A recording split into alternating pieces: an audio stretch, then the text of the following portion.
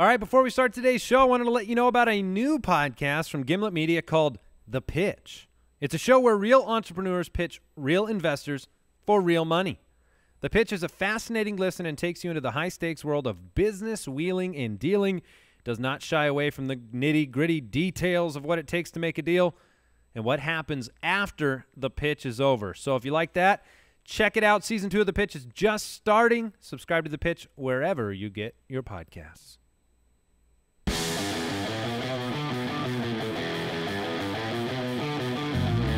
Welcome to the Fantasy Footballers Podcast, coming to you from the FantasyJocks.com studios with your hosts, Andy Holloway, Jason Moore, and Mike Wright.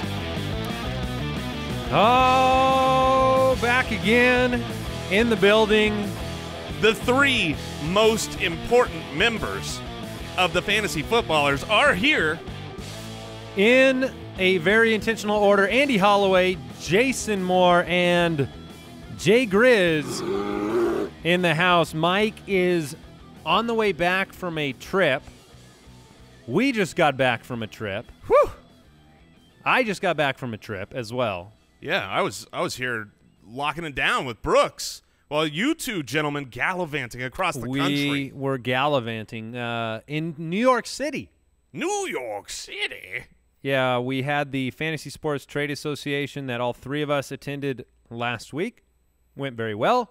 Shout out to the many wonderful people we met, including Ed from the Foot Clan, who saw me and my wife walking down the street and said hello. Big fan of New York. We also have Mike now. He's getting back from a bachelor party for a good friend of his. So he's coming back from Denver and will be back with us later this week. In the meantime, Jason and myself, and of course Jay Griz, will be holding down the fort. We have a great show for you today. Going to be walking through the hype train. Once again, a ton of stories. News? Right. Tons of news came out. You know, players being propped up by their coaches, and so we're going to... You know what it is this time of year? It's opinions that are being reported. You know, it's like, oh, this report is coming out about what this guy thinks. Well, and that's hard to navigate through sometimes. Yeah, that's fair. It's almost like at the end of every day, these news reporters, they have to push the button to send something out. And so at that point, you go and you look at what you have quotes-wise from different coaches. And, I mean, we've made the jokes all offseason long about Devontae Parker and everybody on the entire Miami Dolphins offense because they have been the most prone to those type of comments. But we're going to take you through the hype train. We're going to take you through some actual news and notes. We're talking Eric Decker and some other players.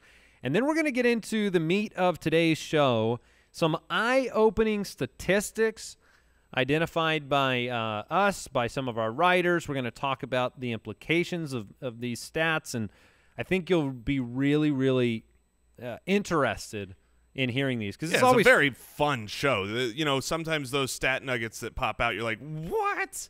That can't be true. Is that true?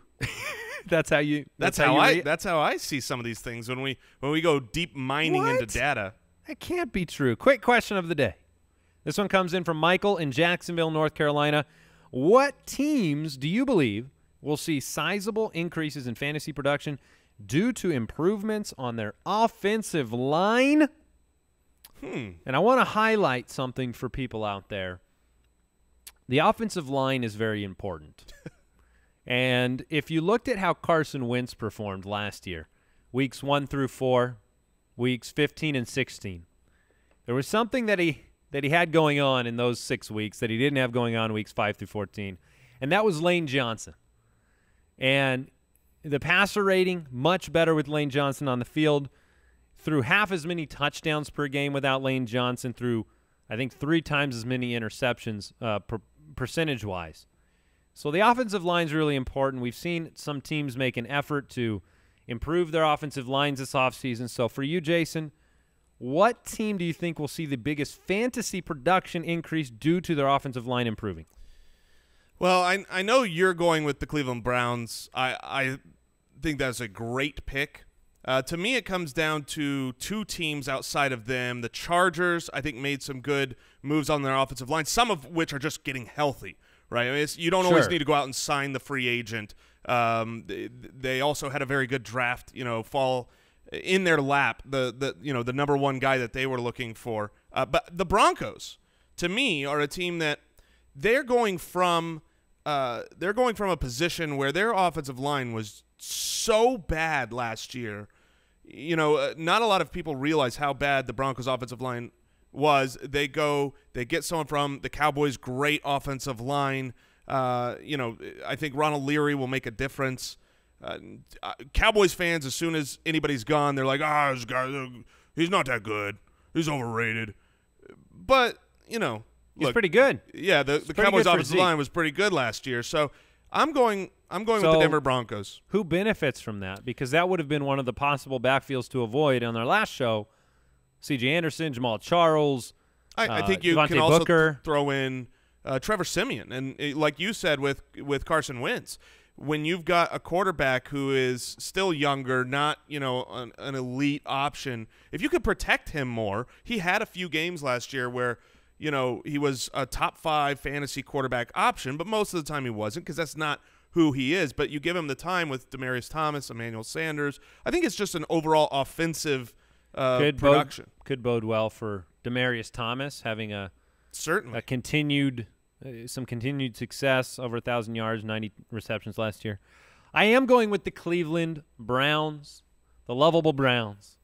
I just think the improvements they've made on the offensive line, the things that I hear out of camp from Hugh Jackson, their commitment and desire to commit to the running game. I'm very high on Isaiah Crowell this year. I already had him as the 12th highest running back in my rankings. He's 9 right now. What? He's 9. He had only 200. Is that true? He was the only running back in the top 20 last year without 200 carries. He has the potential, I think, to see that workload increase tremendously. 4.8 a carry last year, an improving offensive line. I think he's somebody who will get the rock a ton and has done a lot with it. I believe he's only 22 years old. So we might not have seen the prime of, and you can vet that because you looked at me, Jay Griz looked at me strange. He disagreed. How old is Isaiah Crowell? Isaiah Crowell. You can type very slowly. Well, see, here's the thing. Just so this is type this Isaiah Crowell age. That's all you got to do. This is a tip for everyone. If you type just Isaiah Crowell and nothing else, it doesn't actually bring up the age. Just so you know, he's 24 years old, which still proves the point you were saying, but does it more accurately. Because the point is, he's still very young. 24 years old. Yeah. Is, the prime age for a running back, and he's played a couple years now. So there's reason to believe that he could absolutely be an RB1 this year, especially for Hugh Jackson. Yes, Wolverine himself. So that does it for the quick question. If you want to follow the show, we're on Twitter at the FF Ballers. Don't follow Mike, but you can follow Jason at JasonFFL. You can follow me at Andy Holloway. The website is thefantasyfootballers.com. The fantasy community is jointhefoot.com, and we do encourage you, check out the Ultimate Draft Kit. Brooks, on a scale of 1 to 10, how would you rate the Ultimate Draft Kit? It's 11. An 11. It's pretty From good. Brooks himself. Yeah. UltimateDraftKit.com. No, we've had a lot of great feedback on the Ultimate Draft Kit, and we keep adding to it. I think we're going to have depth charts climb into there very soon and some other information, so check that out. What else is going on? We have if you didn't listen last week, we had David Johnson on the show. I've heard of him. Yeah. So if you good friend of the show. You want to listen to David Johnson, check out last week's episode. And then last couple days here in before July to get in on the Lev Bell jersey giveaway. Just give them back to the Foot Clan. Go to footclangiveaway.com and enter. We're also giving away some DFS passes and some fantasy footballers swag. So lots of good stuff. Let's go ahead and jump into the news. News and notes from around the league. All right, as I said before, we're going to start with the hype train. I'm going to get into this hype. Jason, it's a simple question. Buying or selling the hype? Are you ready? I'm completely ready. Okay, now it is important. I want you to know this before I get into it. It'd be better for me if you bought the hype on players that are on my current dynasty roster. Okay, I'll keep that in mind. Take that under advisement. Thank you. All right, the Seattle Times' Bob Candata said his best guess is that Eddie Lacy and Thomas Rawls will take a fairly equal share of the base down carries. Not buying it. Not buying it at all. And look, I have in our dynasty league you're mentioning, I've got Thomas Rawls. That'd be great news because currently I don't think he's going to, I'm not buying this. I don't think he's going to split evenly with Eddie Lacy. But the report makes complete sense. You want to know what Eddie Lacy is not doing right now? He's not a full participant in everything going on. You want to know who is? Thomas Rawls. And the reports are saying he looks great. Well, that's all fine and dandy, to say, well, this guy's looking really good for this season, but he's not really competing with Eddie Lacy right now. I mean, if you go and you look at what's going on in Seattle, you've got Pete Carroll talking about Eddie Lacy in the same breath as, Earl Watson, guys that are basically resting as veterans who will be full go come training camp. And that's what Eddie Lacy is. When the pads get on and the violence comes out, I think they're going to see Eddie Lacy as the clear better runner. I think they want a Marshawn Lynch replacement. So I am not buying the hype on Thomas Rawls. Are you? Not really. However, I do think it'd be strange for them not to use him. I mean, they seem to like him. And in the fantasy community, he's been discarded to the bottom of drafts. So I think there is a little bit of a sleeper play there for Thomas Rawls.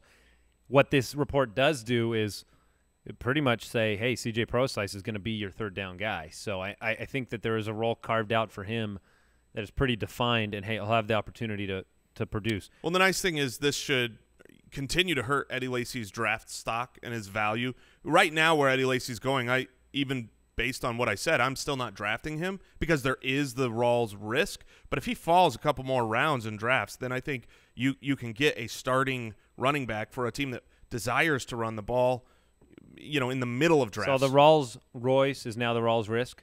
Is that what you're saying? Yeah, for Eddie Lacy? I like it. I see what you did there. I like it. Hugh Jackson of aforementioned the Cleveland head coach. I beat myself up, he says, for not running Isaiah Crowell more in 2016. The Browns running backs coach says Crowell has only scratched the surface and isn't even in his prime yet. You buying what I and the Browns staff you're selling it as well? I do believe in Isaiah Crowell. Yeah, we've been early adopters on Isaiah Crowell. I don't really like how his draft stock has risen to pretty much be grouped in with those tier 2 running backs at this point. I get the argument for it. He's a full-time starter for a team with an improved offensive line. But, when we're talking about all these great statistics today, there was one from an article Rich Hrybar wrote. The Browns had 62 fourth-quarter rush attempts last season, in the whole season. Ezekiel Elliott had 91 on his own. And the year before that, the Browns were worse. One of the problems with the Browns wanting to run the ball more is come the fourth quarter, are you still allowed to run the ball when you're down 2.5 scores and the clock is your enemy? It's just going to be more difficult to say, well, I'm going to make him a 300 carry back. Sure. No, that's very fair. And I think last year, Jackson got into some of this in his discussion. They were worried about getting points early, so they threw the ball early because they needed points. Right. And then by the end of the game, when they're down, they couldn't run either. Crowell was the only running back he did not have 20 or more carries in any game out of that top 20. So he never had a 20-carry game last year. And your point, if the game doesn't hand you the opportunity to do it, wishing it isn't going to make it come to fruition. So Terrelle Pryor, here's another bit of you're buying it. I know you are. Here's a little bit of hype. Terrelle Pryor spent part of the summer training with Antonio Brown, also reports of him training with Randy Moss. So, obviously, is Terrelle Pryor a combination of Brown and Moss? Right? That's what some people might believe. The interesting thing about Antonio Brown is that every single year he trains with other wide receivers, and they do not become Antonio Brown. So, dang it. Look, it's good for Terrelle Pryor to go to the best guys and say, teach me, to have that humble attitude where it says, look, I'm a one-year wide receiver. I've got room to get better. But I'm not taking this for anything other than this is just what he should be doing, training with the best. Why aren't we reporting that in reverse order? Like Antonio Brown went and worked out with Terrelle Pryor, dang it. Yeah, Antonio Brown's going to take a major step back. All right, so you're not buying that. I don't blame you. That's not a lot of tangible hype. All right, how about this? This one's interesting. A report that Matt Forte might be the Jets' offensive workhorse this season. Gross. I told you this morning that I thought Forte could end up Frank Gore this year. Right, he could end up that older fella that's inefficient, but has a good fantasy season. I think Gore averaged 64 yards a game. Yeah, I was really surprised when preparing this, I look up all of the snap percentages for Matt Forte last season and for Bilal Powell. Look, Bilal Powell is their better runner. He's got more, he's got more pep in his step. Yeah. And I don't know why. But the thing is the Jets want to lose this season. I've said it as a joke, but it is also the truth. Matt Forte last year was their bell cow in the early part of that season. As he came down with a few injuries, especially at the very end of the season when he went out, you saw that Bilal Powell was the better runner. But if Matt Forte comes out and they just say, hey, this is the team we are, I'm giving him the ball 25 times a game, he's going to be inefficient with it, but enough volume where he's an RB2, a high-end RB2 even, he's going so late in drafts, I think right now he might be a value. The question is whether or not his body can hold up through the course of the season, because obviously it broke down last year. He's a year older. That's the worry. I've made the point. I don't think Bilal Powell or Matt Forte factor into the future for the Jets. So I'm not sure that they're going to view giving Powell an extensive workload as any advantage to them like they do their wide receivers and working those young guys into the lineup. Powell is 28 years old. Forte's 31 years old. I have Forte, I think, a spot higher in half-point leagues than Bilal Powell, which I think is a surprise to a lot of people. I don't think it's certainly different than how average draft positions describe each guy. You're right, and it's one of those things where obviously if Forte goes down, we saw what Powell can do without him. So, all right, let's move on here. The Baltimore Sun has reported that, they've lost track of how many passes Danny Woodhead caught during minicamp. What do you think of Danny Woodhead this year? Are you buying the hype on Danny Woodhead? Yeah, I mean, it's a mistake to not buy the hype, because the great thing about Danny Woodhead is that his hype never, ever, ever gets out of control. It never translates into, oh, now he's being overdrafted. You just can't really overdraft Danny Woodhead, especially if you're in any kind of PPR league. And if that's what's coming out of camp right now, Kyle Juszczyk's gone. He had 40 receptions last year. You got Joe Flacco, who's just proven. I mean, remember when Buck Allen was a thing for a minute? Sure. And it was like, hey, we don't have the best wide receivers. Let me just throw to this Buck Allen guy 20 times a game. If you do that instead of Buck Allen, you do that with Danny Woodhead, he's as capable as it gets. I think Buck Allen's still a thing, isn't he? Well, no, he's still – I think he's still on the roster. Yes, he is. Yeah, but remember, I'm saying when he had 10 receptions games. in a game. Sure. All right, yeah, I buy the hype on Danny Woodhead. I love the potential, and we're going to drop a stat nugget about him very shortly, so we'll get into it a little bit more. All right, the Bucs GM said suspended running back Doug Martin. Looks like Doug Martin of 2015. Wow. So you're all in. No, nope, not in. Sorry, I'm not buying it. If you're suspended the first few games and you're Le'Veon Bell, I'm going to take that value in the draft, and I'm going to put you in my pocket. I'm going to be so excited. But, look, the reason he's saying the reason that he's saying, oh, it looks like the muscle hamster of 2015 is because you have to say this looks not like the guy in all the other years that has been bad. Something so weird for him is that he has either had over 1,400 yards rushing, he's done that twice, or he has not been able to get out of the 400 yards rushing on a season. He's done that 3 times. So you got to say, oh, he looks like the good one. Like, right. You have to say that. Yeah, I believe him. He might be. But the fact is, if he can only do those 2 things in his career and he's missing 3 games, I don't see him getting 1,400 yards. So now we know he's not going to get out of 400. Yeah. I'm not taking the risk. Sure. You've said that before as well. All right, let's talk about I'm going to skip a couple of these. All right, the Chicago Tribune's Brad Biggs believes Zach Miller's roster spot could be in jeopardy. Zach Miller started very hot last year, kind of a favorite late-round tight end pick, but at this point in time, They did draft a tight end, and now Zach Miller hasn't been able to get on the field. Ever in his career. That's accurate. He missed, what, 2 consecutive years at one point in time? Yeah, I mean, it's really unbelievable. They drafted Adam Shaheen, too. Yeah, it's really unbelievable when you look and you go to his box scores and you see, okay, he's got 5 different seasons where in those seasons you've never got him playing 16 games. You know, he's got 10 games or 14 games or 4 games.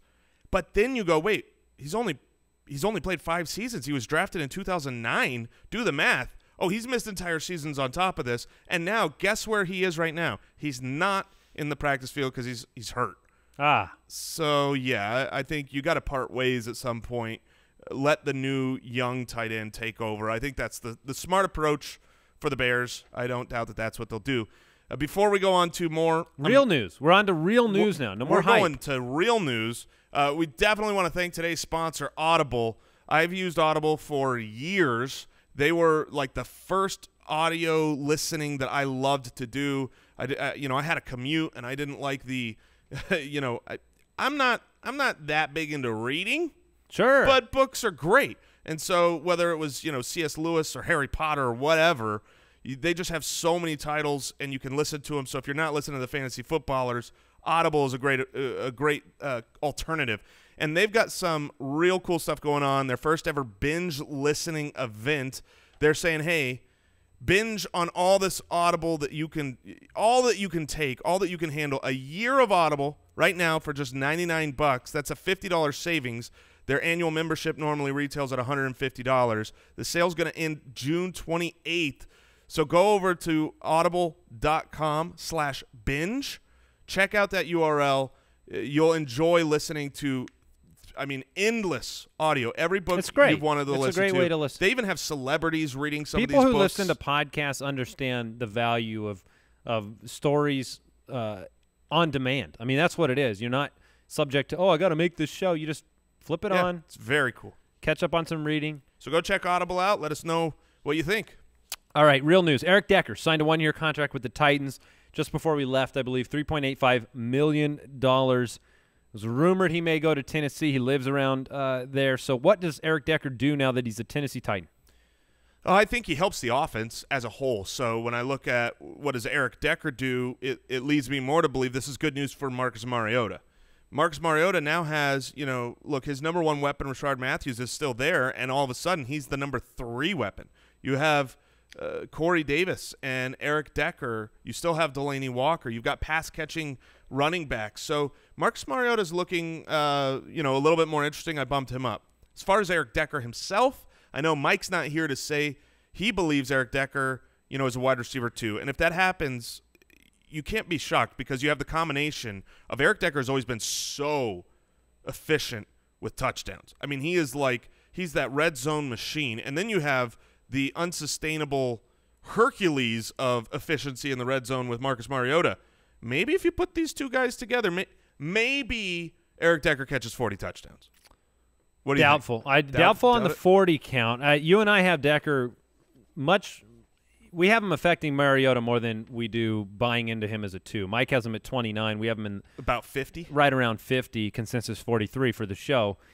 Part of that for me is I'm not convinced – that Eric Decker is the same Eric Decker we've always seen. Exactly. I am waiting until camp to see more from Eric Decker to know what we have there because he's missed some time, because he's in an offense that focuses on running the ball, and because he's not true. I mean, I think a lot of people look at him as the one. It's very similar to what you've done with Martavis Bryant.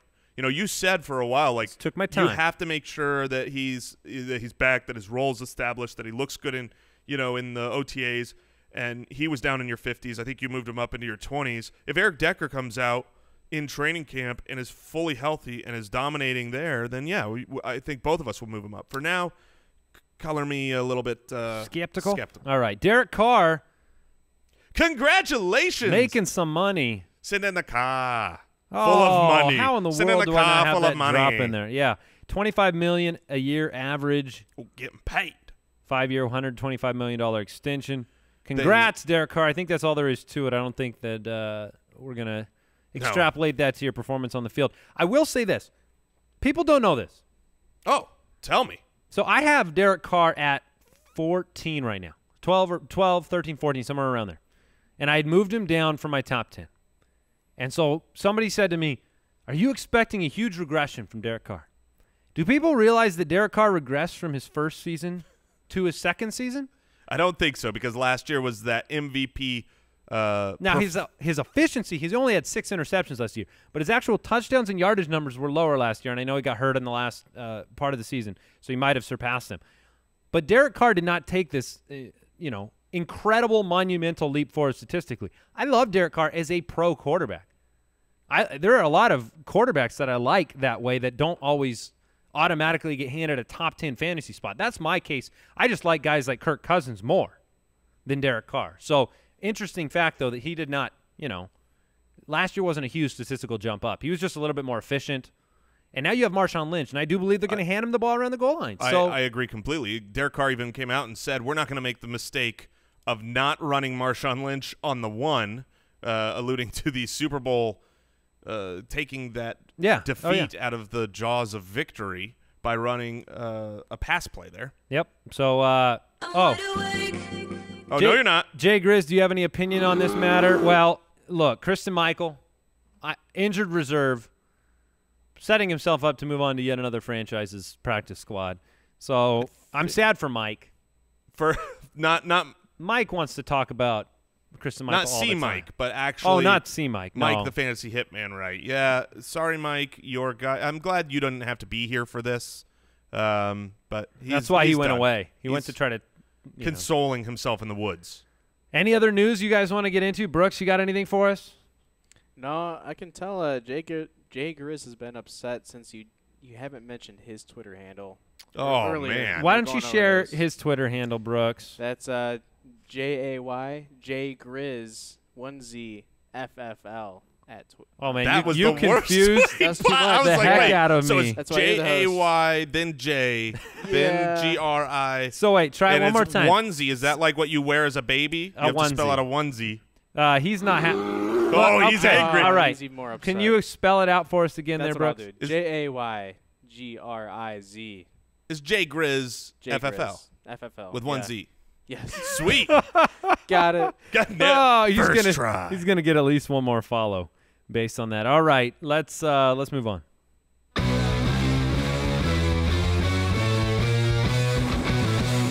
If these trends continue, hey!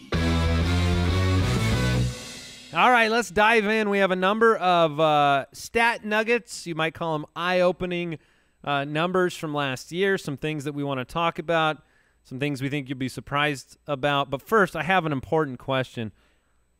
Brooks, when you came into the studio today and you looked behind your beautiful producer's table that we bought for you, what did you find back behind? Nothing.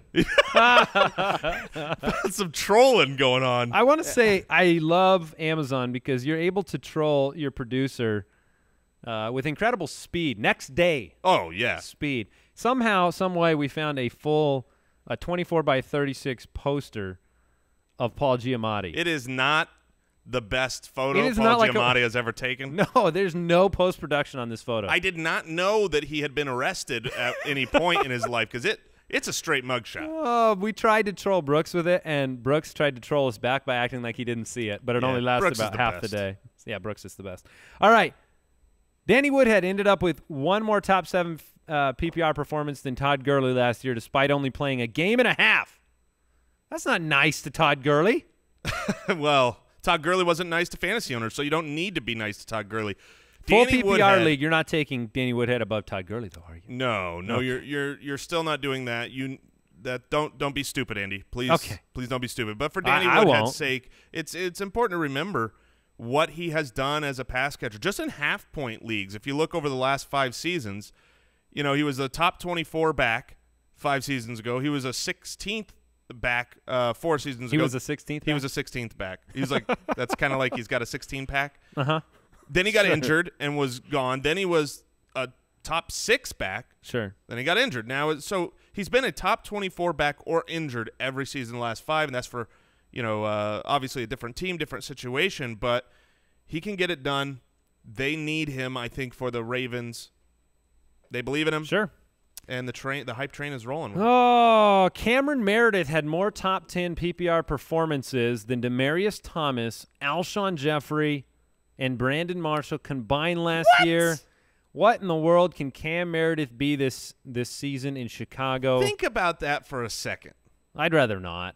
So that's painful. You've got Alshon Jeffrey, who, yes, he had some injuries, but he played more than people realized last year.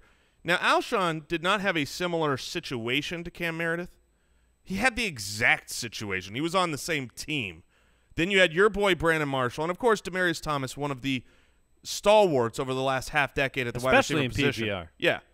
So to say that he had more top 10 PPR performances than those three combined says that Cam Meredith on film looked good, in the stat sheets looked good. Are we just forgetting Cam Meredith too much because there's been a quarterback change? Because Brian Hoyer does not get enough credit. But is Cam Meredith going to fall off now? Kevin White is back. They went and signed a bunch of worthless wide receivers and Kendall Second, Wright. third chance guys. Yeah. I think that they're 24 years old. I don't think we want to like Cam Meredith. I think we might have to, the way we kind of have to like Quincy Enunwa in New York, because the opportunity might be there. It didn't help that Meredith has been hurt now in the offseason portion. Still finished 41st last year because he was kind of bursting onto the scene. I think he's just one of those players that I don't know how much I want to play with that fire. I don't know how much it's going to pay off for me. Here's why but he was very impressive. Here's why it's okay to play with that fire. In some drafts that I've been doing, he's undrafted. I mean, he's so late that when you're drafting guys, like I would rather take him over an upside hopeful John Ross, right? And John Ross is going to go well ahead of Cameron Meredith's, but I would much rather have a guy who, look, I can drop him if he's not involved. If the new quarterback's not targeting him, if the other guys are stepping up there, then whatever, you move on. But he can get it done. I'm happy to say we all have Meredith ahead of John Ross significantly in our rankings. So just another name for you to keep in mind as a listener out there. Don't forget Cameron Meredith. Take a shot. He's one of the later round guys that you can definitely take a shot with. Here's the last stat from, and these are all, these first ones were from Kyle Borgnoni, one of our writers. I'm never going to say his name right. Borgnoni. That's it. Nailed it. All right. In only 5 starts last year, Brian Hoyer had as many top 11 starts as Eli Manning did for the whole year. Eli Manning played the whole season. Yeah, he always does. That's the one thing Eli Manning can do without any issue. Did Brian Hoyer make Cam Meredith, or did Cam Meredith make Brian Hoyer? It's funny because Brian Hoyer also made DeAndre Hopkins. Yeah, I mean, Brian Hoyer is a gunslinger. He's the Josh McCown imitation that is now the starting quarterback for the San Francisco 49ers. Will he make Pierre Garçon again? Brian Hoyer is the funniest player to me. I respect his game. I think he's pretty good. We added to the Ultimate Draft Kit, we added these consistency charts that are – it's really nice to look at because they're very colorful, color-oriented. You could just look at everybody's career or look at last season at a glance and just be like, wow, this guy's been really consistent, or this guy's been just terrible. When you look through the pages, everyone who's played, a career in the NFL, they've played for multiple years, they've had their good finishes, right? Because if they're just a worthless NFL player, they don't stick around and they're not in our Ultimate Draft Kit. But when you look at Brian Hoyer, he's the only player that has nonstop for his entire career red across the board. Left to right, he has never finished as a quarterback anything that registers other than red. But the reason for that has never been his production on the field. The reason has been his ability to stay on the field, or his inability to stay on the field. Or his inability to be a starter versus a fill-in. Well, even when he's been a 4 starter. 4 games, 3 games played, 15, 9 games 7. in Houston, 5 games last year with Chicago. So I think Brian Hoyer is going to be a great streaming option, maybe even a good guy to get late in 2 quarterback leagues. But I do not for 1 second expect Brian Hoyer to be able to play 16 games this year, not with San Francisco's offensive line. And I think I wanted to bring him up in that stat up because he is being forgotten, especially in like 2 quarterback leagues. In best ball leagues, I see Brian Hoyer one of the last possible players off the board of the starting group, whereas I think Brian Hoyer's upside, I mean, you have a situation there where San Francisco's going to lose a lot of games. Yeah, and Brian he's Hoyer gonna be on will the throw field. for 400 yards and Yeah. 3 touchdowns a few times next year. So, yeah, if you're doing those play draft, online drafts, which shout out to play draft because it's great. We went to New York. We're from Arizona, and we got to get that legislation updated in Arizona. But we're playing those games. It is so fun. Anyways. Outstanding. Yeah, I drafted tons of teams that are better than yours. All right, Travis. that I think, genuinely, I believe that might be the funniest thing you've ever said on our show. Just throwing that out there. Jason and I got into this fiery debate. We had this roundtable draft at the FSTA where I dominated. you're just so wrong. Listen, Foot Clan. You're talking about the 8-person one, Yes. right? Oh, man, I dominated. What do you mean the 8-person one? Like when we were at Yes, the round table. Yeah. I'm telling Foot Clan, we need high stakes for this bet because our teams are drafted. They're done. It's a best ball league. We can post them. Yeah, we should. We will post them. But I don't care about what the posting poll results are. I care about the end of the season. Right. So I need high stakes. Yeah. I want some high stakes. Give us something that Andy and I can bet outside of that and make it big because we'll do a lunch bet and we'll do a water bet. Do all that. But we need something else. Like basically think to yourself, like a tattoo. What do I want to see Andy Holloway do? All right. Because then you get your then you get Brooks, to see you that. should have seen him. He was straight up argumentative. Well, it was just a really great team. Not surprised. My running backs were just better than everybody's. Well, That's all it came down because to. you only need to start 2. You start 3 wide receivers. All right, Travis Strickland has a stat for us. On average, this is interesting. On average since 2012, I love this one. 2 of the top 12 wide receivers have been 30 or older. So on average since 2012, at least 2 of the top 12 have been 30 or older receivers. And none of those have been drafted in the first round, and that's an important part of this. So you've got every year 2 of the 12. 2 old dudes. They're too old to be drafted in the first round is basically what's being said. Yes. They're like, I like him. So Jordy, right? Jordy right now is going in the second round. I definitely think he'll be in the top 12. He's over 30. He's over 30. I agree. But who are the other guys? Crabtree Will be 30 this year. I think Demarius he turns Thomas. 30 like right after. I think Thomas is probably in that same boat. Larry Fitzgerald, Yes. for sure. Yeah. He's Emmanuel in his early Sanders, 40s, actually. Also, so the Denver Broncos wide receiving core. Yeah. So I think Fitz is the best illustration of this point. Like Jordy, yes, he's a second-round pick, but I can see him. Like I have him rated really high. I would draft him in the first round. Right.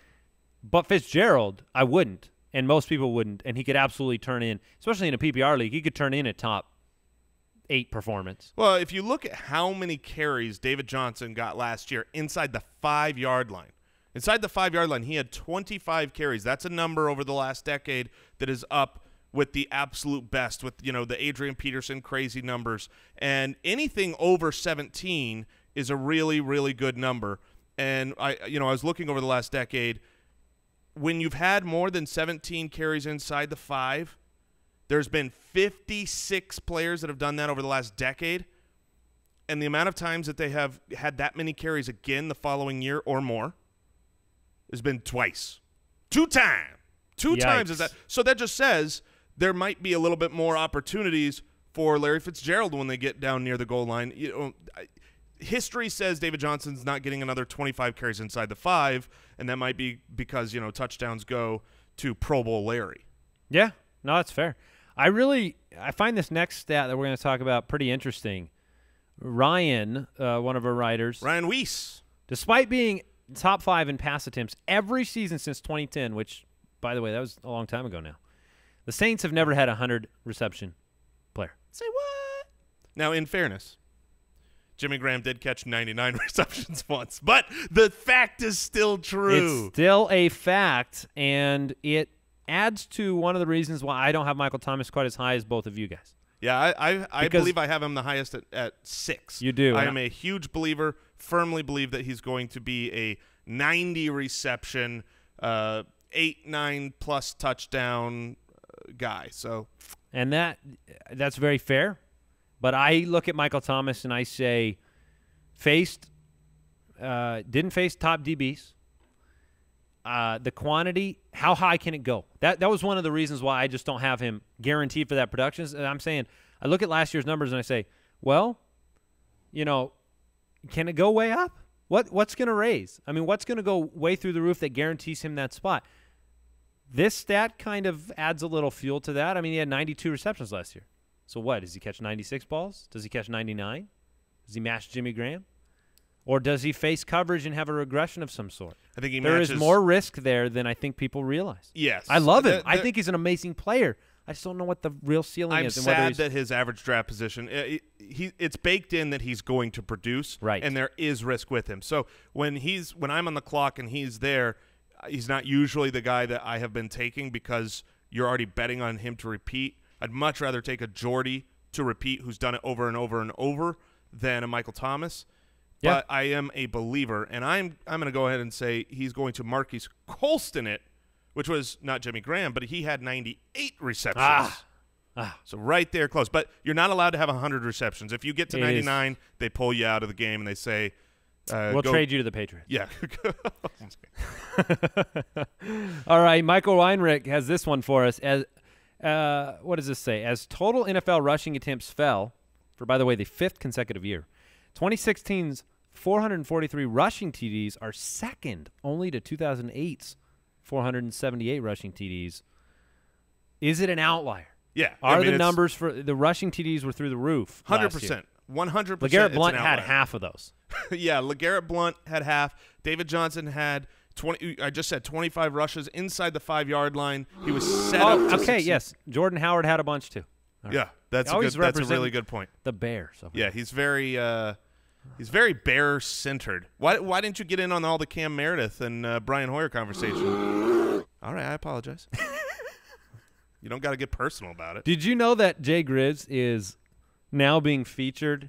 Oh yes. Hey, if you're going to Toronto the 3rd week in August or whenever that is, the Fantasy Sports Show. Yeah, in they're Toronto. putting on a big fantasy sports show. Learn how to get better at fantasy sports. We'll be there. We'll be doing some keynotes and some classes. A live show. We're doing a live show there. Oh yeah. But Jay Griz is now a featured guest. Yeah, if you go to thefantasysportshow.com, he's now a headliner guest. Incredible. He has taken on a life of his own. He's on the homepage. Do you think he's on the homepage? As he should be. Do you believe that it is because of the amount of salmon up north that he has decided to accept this invitation? No doubt. Okay. No doubt. They swim upstream, so that means they go up the country to Canada. That, obviously, Canada. upstream. That's the only way it goes. Downstream is south. Okay, there's a little bit that I do know. Yeah, there's a few things you know about the world, and that is one of them. Okay.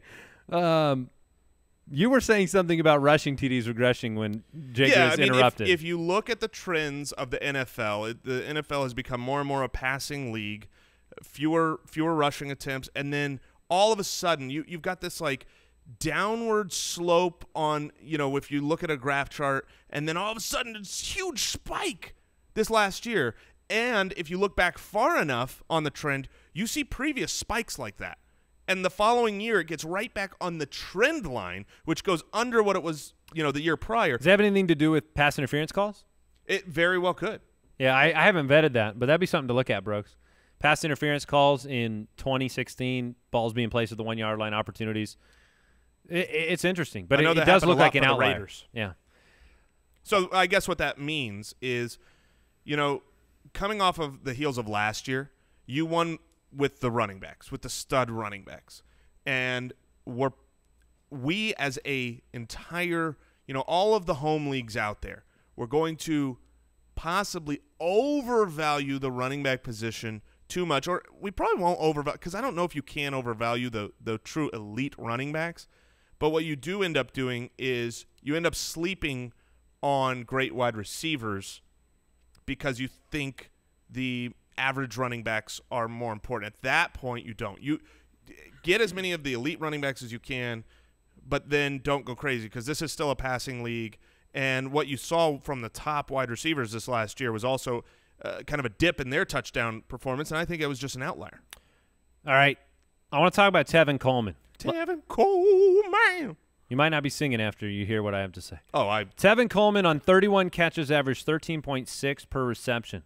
That's a higher total than Odell Beckham Jr. and the highest yards per catch for a running back in the last 36 years. Yeah. Now, the irony is Spencer Ware was just behind him. Here's the thing with numbers that are that good. A lot of times people use it to prove how great a player was. They were unbelievable. And that's almost never, and including in this Outside of specific Jamal example, Charles, yards per carry on the ground, it's almost always wrong. Yeah, it's almost always an outlier. Yeah, it is an outlier here. He's not going to be anywhere near that next season. Which means he'll need volume to make up for efficiency. Correct. And I don't think he will. Get it. I agree. I think Tevin Coleman, if you draft him, you're going to be starting him because you're drafting him, while you're still filling out your starting wide receivers and running backs based on his average draft position. He will give you some games. He obviously, we saw last year, he's got the upside. But what it took to give you that, 20, what was he, like he was in the top 20 running backs. But wherever he finished, what it took was a monstrously historical efficiency in one category that was just not repeatable. I mean, no way, shape, or form can he do that again this year. Unless his volume goes up, and then he can finish it. He just scares me. He's the type of player I avoid in fantasy. It's just hard for me to buy into Coleman and start him every week, even though last week he proved himself. Last year? Last year. No, last week, Jay. Well, I'm sure he did. I'll bet he was great down at OTAs. All right, Frank Gore, eternally stuck as RB12, squeaked out another RB1 season last year despite averaging 64 yards a game. He now has 9,000-yard seasons for his career, only behind Emmitt Smith's record 11 seasons. Is he going to do it again? He has literally Gore blood in his veins. Gore blood? Yeah. I mean, you talk – I guess you were like right. We're talking horror I guess movies. I have to give you the literally Gore blood. I said literally. The guy is made of a different kind of meat. And you love meat. I do love meat. So last year, just to walk you through this, okay? This is incredible. I'm looking at last year, the weekly fantasy finish for Frank Gore. Week 1, he was the 27th running back. Then 13th, 16th, 10th. 27th. 21st, 13th, 20th, 7th. So that is... What it says is you are not drafting him for upside or for huge weeks or to be great. Only one top 10 performance out of all of his weeks. However... Exactly. That's one of the advantages of looking at that weekly consistency chart. But when you can grab a guy to plug in as your – we've done this before on some of our mocks. Let's say you start 2 running backs. You get one of those studs early. He's great. Then go wide receiver. Go wide receiver for days. Fill out your lineup with these amazing wide receivers. If you've got one of those David Johnsons, Ezekiel Elliott's, Le'Veon Bell's in your running back spot. And then when Frank Gore falls to the 8th, 9th round because nobody wants to take him, just plug him in that second RB slot. You only need one guy to just kind of go out there and finish as an RB2. A top 20 performance in 1, 2, 3, 4, 5, 6, 7, 8, 9, 10 weeks. That's ridiculous. And it wasn't like he fell off the map in those other games. He had 3 performances in the 20s on top of that. So he only had 2 weeks last year that you would consider duds, a 49 and a 42. That's incredible. His upside does not exist. He's not an upside type of guy, but he is reliable. He's consistent. He's getting the rock again this year. What is his? Can you check his ADP for me real quick? Because I want to compare him to somebody. So if you started Tevin Coleman, you had a number 2 week, you had a number 3 week, and a number 7 week, and a number 9 week. Right now, Frank Gore is going at the back of the 7th round. And Tevin Coleman's going where? Because I wanted to compare the two. Coleman is going the end of the 5th round. Oh, okay. That's not too bad for Coleman, to be honest, because it depends on what you need. Oh, that's too bad for Coleman. That's my 5th player I'm taking. You're saying he needs to be back where Gore is? Yeah. Okay. I'm saying I have to start. If my Gore 5th in the 7th versus Coleman in the 5th. My 5th round guy has to start every single week. Right. And I would, He was. Here's a question though. Yeah. Let's he was close. He was startable almost every week. He was last year. Yes. But I don't think he can do that historical crazy efficiency again. So going this year, would you rather start a guy like Tevin Coleman in a home league, in a redraft league, every week that gives you that potential to win you the week, but could really fall off the map, or Gore as your second running back, who's going to be consistent, reliable, but never win you a week. That's team makeup for me. And you have to remember, Coleman, you just said he could fall off the map. He also has the reverse possibility built into him with Devonta Freeman, because if Freeman goes down, Sure. Coleman can go the other direction. He would be a top 10 finisher almost every week if he was the bell cow of that backfield. That's as true. long as he could stay healthy, which he hasn't been able to do in his career either. So I think it would be based on team makeup. If I had really solid contributors, like if my wide receivers were Julian Edelman and Larry Fitzgerald built in as my 2-3 or something, I'd take the chance on Coleman because I'd want somebody that can give me a week that just, a rocket ship week, a top 3 performance week. Gore never gave you that. So, all right, last one here. 14 different tight ends. 14 different tight ends finished as the weekly number 1 last year. Yeah, Mike correctly, last year, early offseason, Mike correctly gave the moniker to the 2016 tight ends, which was they were the Barfy tight ends. Barfy tight ends.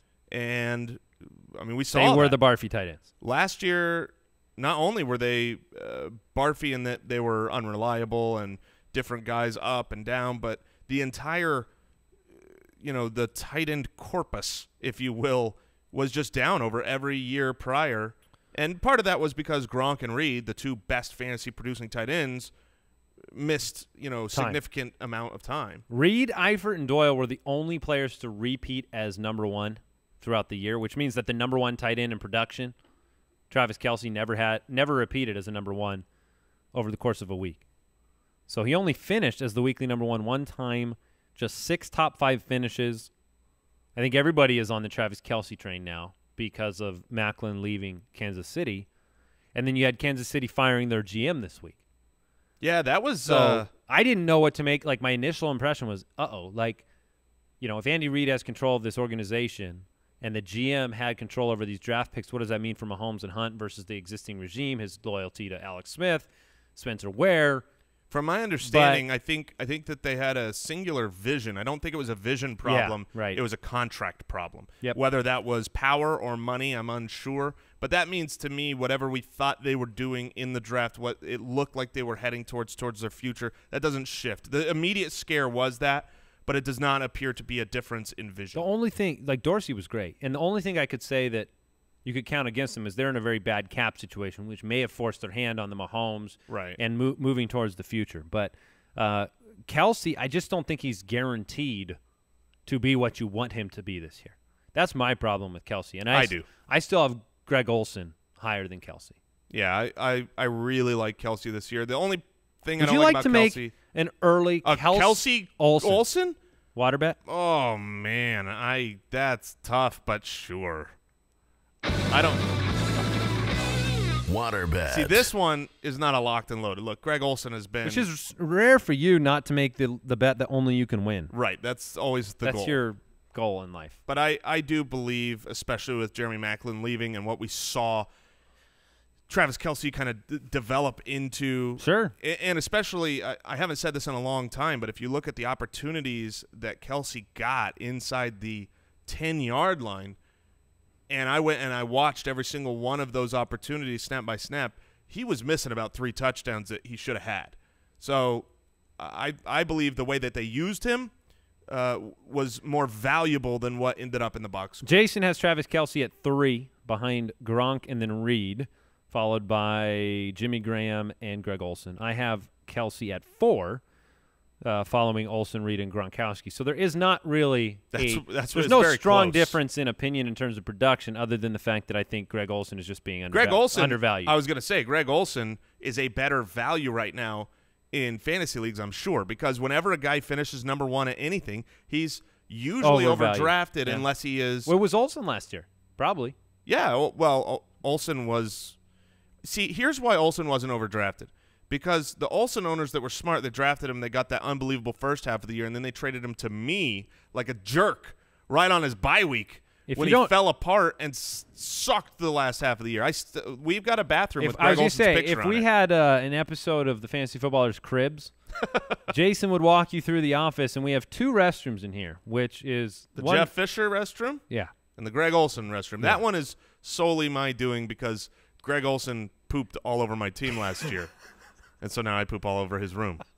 I'm going to move this Paul Giamatti poster on the doors. No, Brooks, when we add a third restroom for some reason, we'll give you the ability to name that door. I'm going to make this clear as we close the show out, Brooks. You can do whatever you want to that poster, but you're only going to be – I mean, we're just going to start buying more things. So you kind of can live with it, or you're going to have canvas prints, autographs. There's going to be more Paul Giamatti in this office than the box office. We'll put it that way. So, oh, man. All right. We do love you, Brooks. Hey, also check out an article on the website by Nate Hamilton, 3 kind of lessons from last year. It's a good article worth checking out. No doubt. No doubt. And check out our fantasy community at jointhefoot.com. Come aboard this year. This is all we do. The fantasy footballers, the name is appropriate. Right.